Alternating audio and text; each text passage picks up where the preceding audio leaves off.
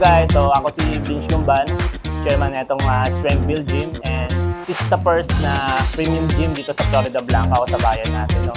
So nag-o-offer tayo dito sa gym na to ng so we offer a high-end facility na magagamit dito ng mga Florida Blancans. And about the fitness naman and overall health natin, so meron tayong mga coaches na mag-guide sa inyo dito sa gym natin. No? And then nag-o-offer din tayo dito ng SBG Eats, meron din tayo dito ng SBG Apparel, na kumbaga all-in na siya. And then at the same time, dito sa gym natin, meron din tayo ditong half court.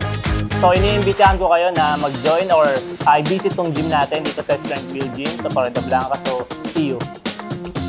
So hi guys, I'm Evangeline Tamayo. So I'm one of the members here sa Strength Build Gym. So I am inviting everyone na magpa-member na dito kasi sobrang solid ng mga equipments dito, sobrang ganda ng samahan.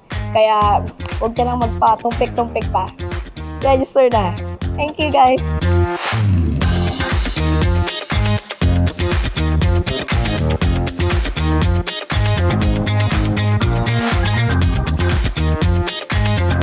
Must have a purpose and must have its own mission.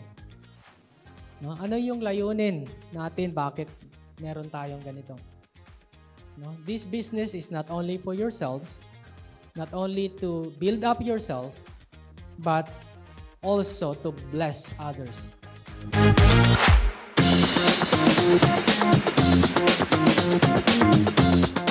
Meaning, hindi ito yung last. So, merong second, merong third, and more branches to open. God willing, di ba?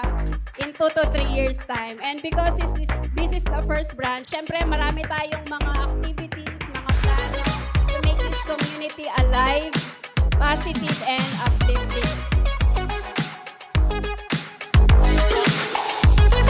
Florida Blanca, of course, together with Mayor Darwin. We congratulate Strength Build Gym Florida Blanca for this momentous event. Welcome po kayo sa bayan ng Florida Blanca. Mabuhay ang bawat isa.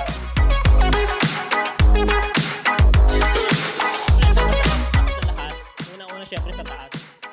Kasi hindi mangyayari to, kumbaga, ako yung ginawang instrumento, isa ako sa ginawang instrumento ni God kung bakit meron tayong ngayon nito. At the same time, gusto ko magpasalamat kasi hindi to mabubuo ng ako lang.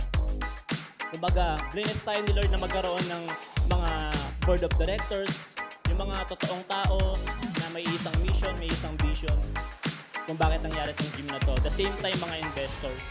Alam niyo yung nagtiwala from the scratch pa lang ng gym natin.